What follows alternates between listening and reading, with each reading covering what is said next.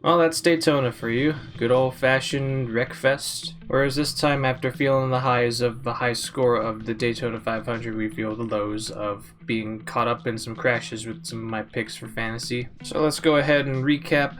JackuwarzWN. Nearly 3/4 of my building blocks for this week went up in flames. Michael McDowell blew an engine early on in the race, and this is going to mean any lineup that started him meant an early garage. Matt DiBenedetto got caught up in a wreck after trying to make an aggressive move to pass Chase Elliott for the lead. And on the last lap, Austin Dillon gets caught up in the crash started by Corey LaJoie and Kevin Harvick. Fortunately there, just like Joey Logano, he did stash a lot of stage points, which helped him fall back and maintain a 30-point beyond point stay. Second week in a row for JackuwarzWN, we have a goose egg in the bonus picks. So much for thinking Toyota, maybe Denny Hamlin finally gets his first win of the season in the last regular season race. As Ryan Blaney, he goes back-to-back surprisingly, as this is looking very much like a big breakout year for Blaney, and who would have thought he would be the one carrying the torch for Team Penske this year. WastElliott has some surprising results. He still has to deal with half my building blocks going down. But Justin Haley was the big surprise. He gets a 6th place finish. And this is one of the first few lineups to get the top Toyota pick right with Bubba Wallace. Also, so much for the Christopher Bell play. It's one thing to run up front with your teammates and get stage points, but a completely different one to try and get a good, decent finish. As in that latter end of the race, it's kind of everyone for themselves, and unfortunately Bell doesn't quite get the right end of the stick on the wreck fests. Pick Stenhouse ended up getting the best result from this week at 140 points. It could thank in large from having the Ford manufacturer pick correct in bonus picks, also throwing in Bubba Wallace and Ryan Blaney in the lineup. Topple with Joey Logano getting high stage points and an okay finish. Not the greatest out of all of them. Not even a top 20 finish, but good enough for 27 points. With this lineup being the only one that didn't end up garaging Michael McDowell, as we didn't have a play here, I really had to make a very close call here. It was going to be between either Brad Keselowski or Matt DiBenedetto, but just because I had DiBenedetto in my race winner picks, I might as well just stay with that pick and keep DiBenedetto in and take out Keselowski. Also, I believe towards the end of Stage 2, Keselowski lost the draft even, and was very much in danger of going a lap, so at the bitter end of Stage 2, it made the garage pick all the more easier. But regardless, a average 140 point day for a super speedway race that is going to be very difficult to have all 5 of your drivers stay within the lead pack and get to the very end.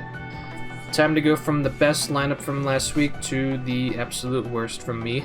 Who would have thought that I should have just scraped the very bottom when it comes to these Toyota and Ford picks, with Brad Keselowski not only losing the draft but also wrecking out. Same goes for Chase Briscoe, Cole Custer even wrecked. Of course, that's all on top of me having to garage Michael McDowell for his blown engine. Oh, that's nice. To make matters worse, Chris Buescher, he failed post-race inspection, and he forfeits his runner-up finish to Bubba Wallace and everyone behind him, and results to a disqualification in a last place finish. He also gives up his 1 stage point to Christopher Bell, and 1 each for all the drivers he finished ahead of, crediting him for a 40th place finish, just like Chase Elliott back at Nashville. Jackuwarz World Network was awfully average. With Brad Keselowski here instead of Austin Dillon, we can subtract 30 points from JackuwarzWN's total. I suppose give 5 more back with Bubba Wallace's top Toyota, leaving very little to say here, as I've already mentioned with my previous lineups. Although I suppose we can blame Ricky Stenhouse Jr. for aggressively bumping Martin Truex Jr. and then having him spin into the outside wall where William Byron was, and effectively ending his day. And then looking at bonus picks, if Chase Elliott didn't have all those bad blocks on Matt DiBenedetto, probably he could have held on and maybe won the race. But since that happened, I kind of sidelined him from winning after that. Now for the top 8 that scored the most points from the week of Daytona. Besides Denny Hamlin and Chase Elliott, all of these drivers here you could have easily went with if you could manage to get them in your lineup. I'm glad my hunch was right in hustling all my final Ryan Blaney plays and getting 1 for Daytona. As for JackuwarzWN's sake, that comes full circle in saving that Ryan Blaney play at the beginning of the season. Some more impressive results at super speedways from Ryan Preece and Ryan Newman. For Newman, this is his first 30-plus point day since the 2019 super speedway races. And then some more drivers I want to mention right outside this top 8 group is Justin Haley with 9th most earned points. BJ McLeod, who finished 9th, he gives you 28 points. And for no Chevy's sake, this would have been an excellent play if I really thought that this race would shake up the way it does.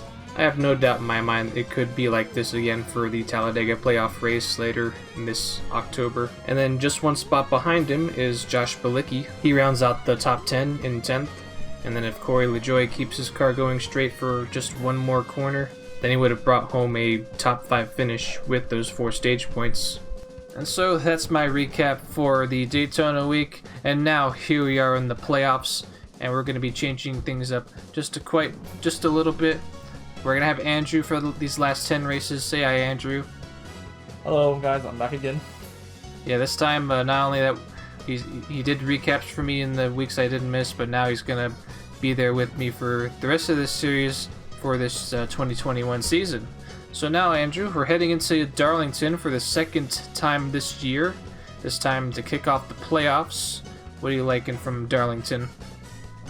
Oh yeah, Darlington. It's definitely a track that has a lot of history from it. Just got that old surface. I know they definitely repaved the track and before we came here, but yeah, it's still got that history. It's still pretty rough, and yeah, you like to see it out of these drivers. They really drive this track very aggressively and very rough. I think the first thing we do need to address heading into this week is the playoff grid. Let's go ahead and take a look at that real quick.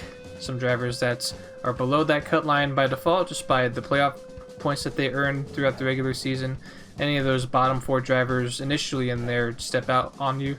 Yeah, those 4 guys, I think the ones that there are 2 that really stand out to me. Definitely Reddick and Harvick. Reddick has definitely shown himself to be a championship contender. Although he has been known to do a few risky moves in the past few weeks, but yeah, that car has been really good. I would say it's even better than some of the big name guys like Keselowski, maybe a Kurt Busch. Yeah, some of those cars that you think would be up front, Reddick is definitely beating them. And Harvick, he's just got that experience and knowledge-wise in any sport. It's definitely more valuable than just where you are in the position of your playoff spot. So let's take all that knowledge into my tier list. These are drivers. Essentially, once we get into our lineup, it's going to be pretty straightforward. But before we show you your lineups, we got to go into these tiers. I'm going to kick things off with the top plays. I'm going to be going with Kyle Larson for this segment. This is going to be an easy pick for Darlington. And not just for Larson, but all the drivers in the top plays. It's going to be a good choice. I'm assuming that you should get your big name plays out of the way of this beginning race. That way it saves you the headache of needing to save or say you need to get in plays later in the race. Because honestly, it's been the 3rd year in a row in my fantasy career that I am behind on plays and end up having to use certain drivers at places that just don't pan out. But getting back into Larson, Darlington is going to be a easy track for Larson. He was very close to winning this race back in May, just couldn't quite catch up to Martin Truex Jr. in time before the checkered flag. And if he has better track position this time, say he doesn't have anything go awry like a pit road issue, then Larson should be a driver to beat for sure. And maybe he surpasses Martin Truex Jr., which dominated this race. Yeah, and so moving on to the blind spot plays, I get to cover someone that I would say definitely had a good Darlington race in the first race, and definitely someone that if you really want to save someone, and don't be surprised about this guy being up in front, that is the 8 car of Tyler Reddick. Tyler Reddick has just, he's definitely one of the Larson kind of guys, just running up that high lane.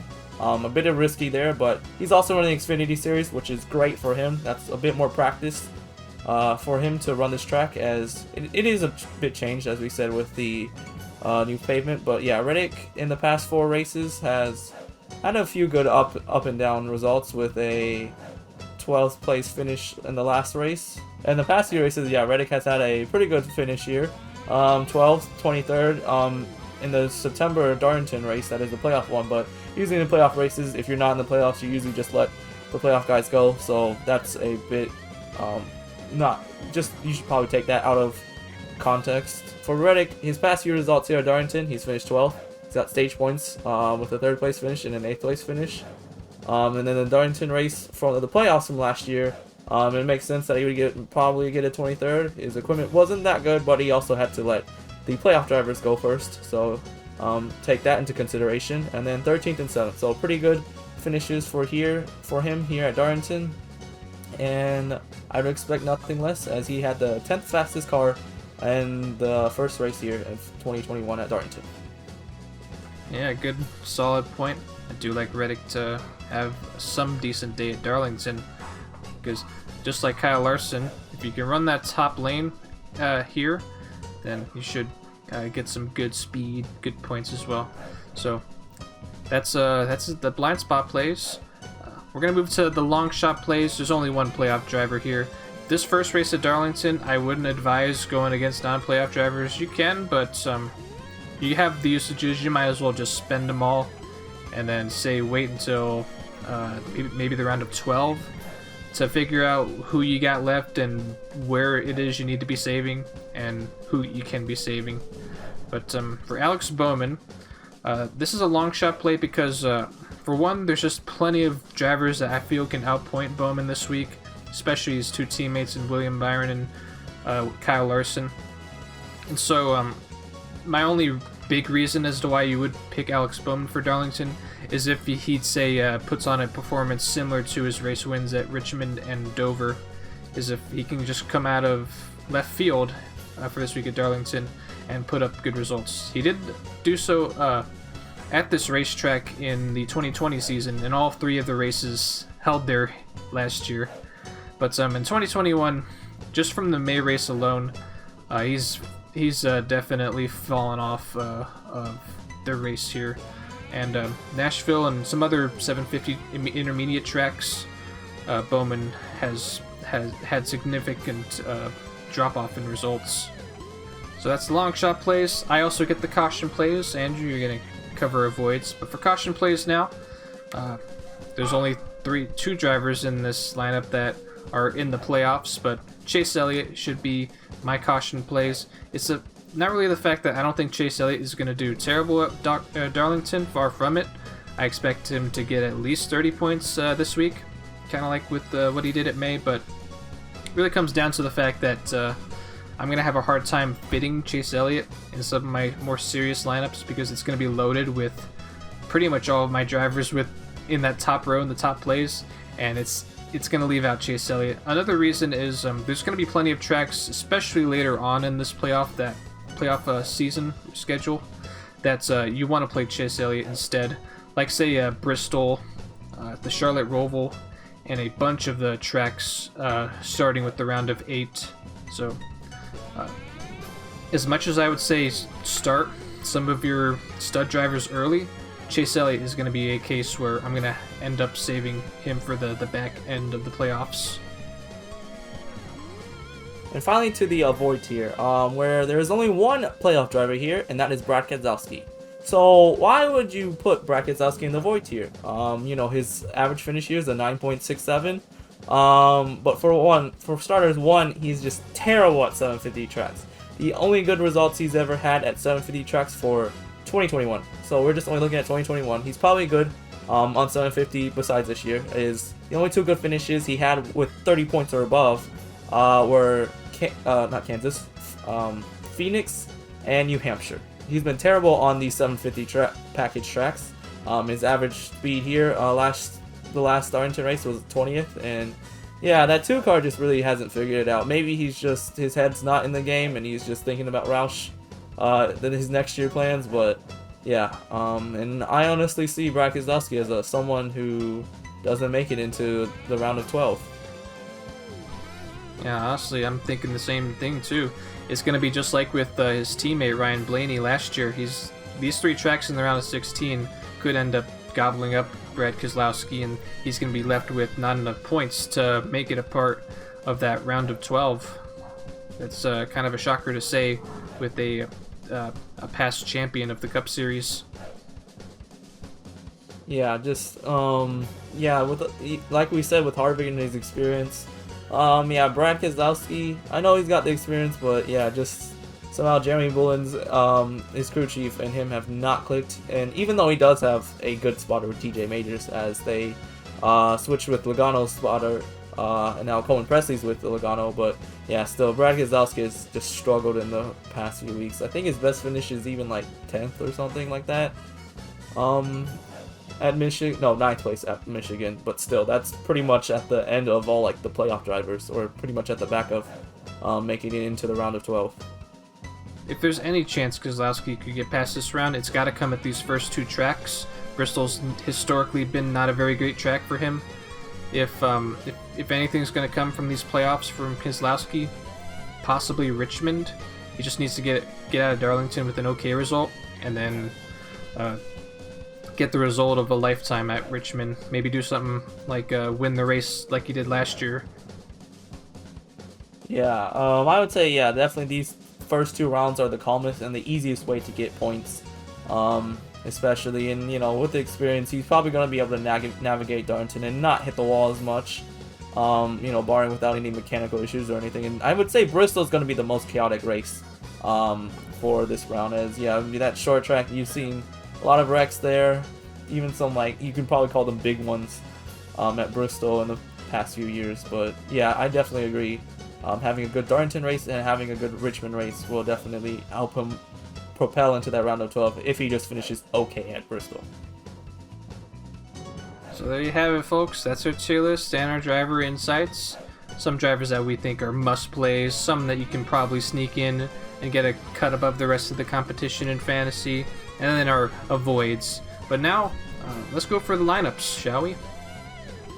Yeah, why not? We're going with the top big 5 of Kyle Busch, Denny Hamlin, Martin Truex Jr., Kyle Larson, and William Byron. The top 5 point getters at the last race, and they seem like they have the best of speeds at these rougher tracks or high tire wear tracks.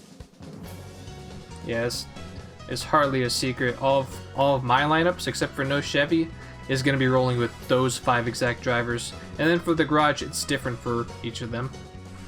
Yeah, for me, I've split up 3 of my really competitive or really serious lineups of the garages with like a Harvick, a Blaney, or a Reddick. Those 3 guys are really good for a garage. And then maybe if you want to go with Logano in your garage, I would just pick out of those 4 drivers as your garage.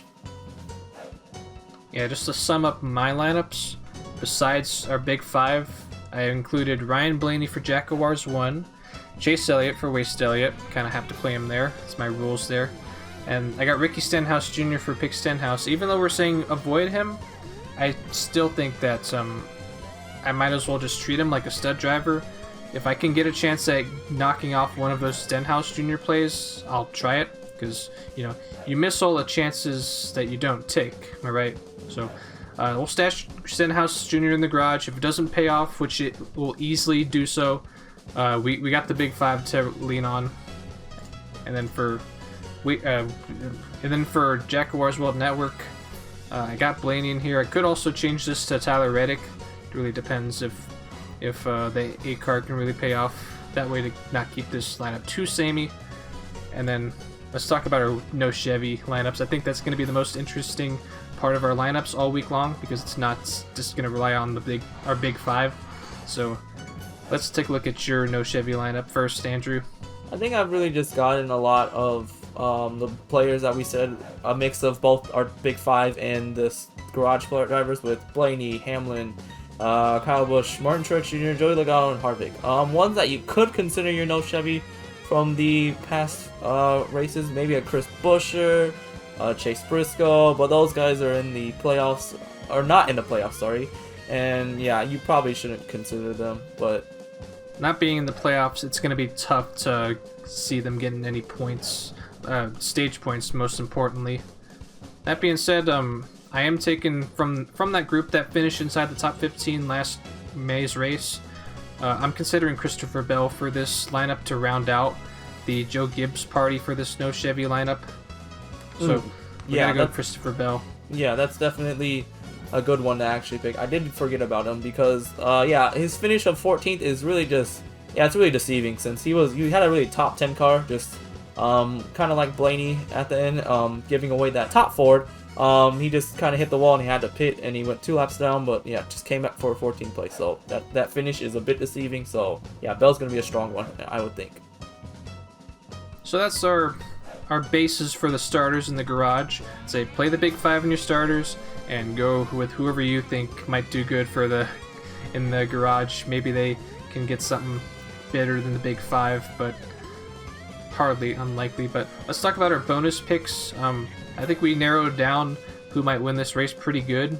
I think it's going to be either Kyle Larson or Martin Truex Jr. You're saying that it could be one of those two, or it could be Denny Hamlin, which I'll leave the rest to you on that.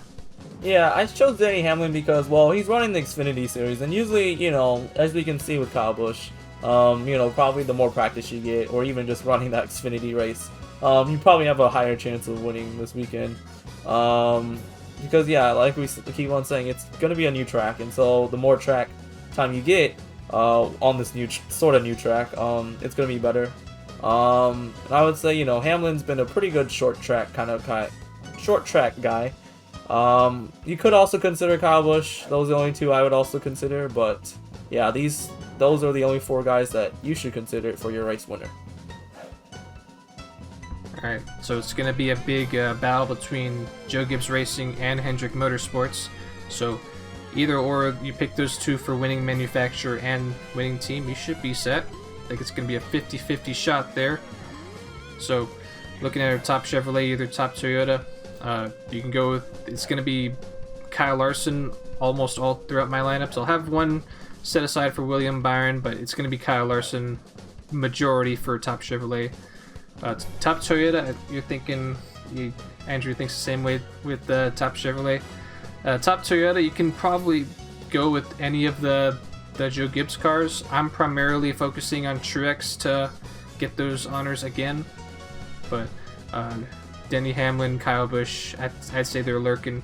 They weren't too far off from Truex, just a few positions, maybe several seconds, because Truex kind of dominated the field last May's race. Yeah, but I would not put Bell in, you know, top Toyota. That's just, you should just don't do it. Just have a Truex or Kyle Busch or Hamlin. Yep. And then for top Ford, that's the X factor. You can go with all kinds of picks for here. Yeah, but, that's true. What are some of your ideas? Yeah, definitely top Ford. Definitely, this is going to become an X factor. You know, based on speed factor, speed rankings last time we came to Darlington, it was definitely the 22 car. That not top Ford is a bit deceiving. You know, he had that speeding penalty, as you mentioned in the recap. So maybe go a bit more with Logano, but actually, I think I might be going a lot more with Harvick. I have 5 lineups, and I think I'm going 4 lineups with Harvick and just 1 with Logano. Blaney, maybe you could fit him in here, but I like Logano and Harvick more than him. Currently, I'm ratioing my top Ford picks amongst my 5 rosters. I got 3 with Blaney, 1 with Harvick, and then 1 with Logano. Yeah, definitely just base your top Ford around these 3 guys. I don't think there's really anyone else that you should factor into here. Even though, you know, maybe Chase Briscoe could run good here, but yeah, just not really worth it to do it when you could definitely take a better tier guide than Briscoe. Drivers that are in the playoffs and have a lot to race for. Exactly. For Chase Briscoe, I can see him getting the top 15, but he's going to be staying out of the way for the playoff drivers. Yep, I agree with that. Yeah, definitely all the playoff guys should just migrate to the back. Maybe 1 or 2 gets in the top 10, like an Austin Dillon or a Ross Chastain. But yeah, it's going to be very unlikely that you'll see the top 10 be filled with like non-playoff drivers, unless somehow big one happens, which is possible, but I don't think it's going to happen. Okay, so I think we've covered all of our picks, don't you think, Andrew? But we're gonna do one more segment before we cap off this video. We're actually going to be predicting the 4 drivers getting eliminated for each of these rounds, and we'll do this with every start of a round. But here we are at Darlington. Andrew, you're going to kick things off here. Who are the 4 playoff drivers in this round do you think that are going to get eliminated? Well, for me, I think the one must that's probably going to be pretty much going to be eliminated is, you know, Michael McDowell. He's just, you know, not very good in like the playoffs at all. And yeah, this Daytona 500 was a Cinderella story for him. Next one yeah, up would be secret. Either of our lineups, or both of our picks are going to be Michael McDowell. Yep. And so then, that's a given. Yeah, and then the next one that we kind of differ on is Aric Almirola. I think he should not be in the next round, but Jackuwarz does think he is. I can see the case for Almirola. He's been good on these 750 tracks, and that's what this round of 16 is. You got Darlington, Richmond, and Bristol, all 750 tracks, and all short tracks. But back to Almirola, I'm making a case that, okay, he doesn't do super great at Darlington, but his X factor into making it to the next round is Richmond. If he puts up a monster day, like say if he gets 40 points, then I think he can use that to beat the likes of, say, Tyler Reddick or somebody like that and make it past the next round. And for me, I can understand that. It's just, I just feel like, you know, Stuart Haas Racing just really doesn't have the speed, but, and I think Harvick will outperform him, but then again, you know, Almirola won before him, so who knows, but that's our prediction for Almirola. And the next driver we both think is gonna be out is Brad Keselowski. Like we just mentioned in the Void section, he's just been terrible at these 750 tracks, and unless somehow he pulls something out of the hat and just somehow starts winning a race, or just somehow starts running, you know, in the top 10 every single race, or just wins like every stage, then I honestly don't see Brad Keselowski moving on, and he's just thinking about his 2022 plans. Yeah, similar case I can make with Almirola, but with Keselowski. But honestly, I don't think Keselowski could have the big day like Almirola could have at Richmond. And the thing with Bristol, I don't think we need to bring up what horsepower package is going to be run at Bristol. I think just the track alone, Brad Keselowski doesn't perform very good at that track. I kind of got bit by Keselowski by playing him in last year's race because he started pole there and then had power steering issues. So yeah, you line up these three tracks in the round of 16. It's going to be pretty shocking, but not too surprising to see Keselowski not make the playoffs.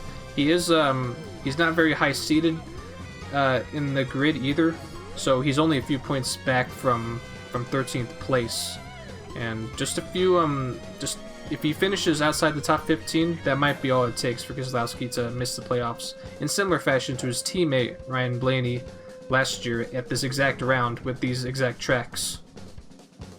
Yeah, definitely can agree with all those points there, and I would say our final driver that we think is going to get eliminated is Kurt Busch. Yes, I know, this might be pretty controversial, or yeah, why would you pick Kurt Busch not to advance?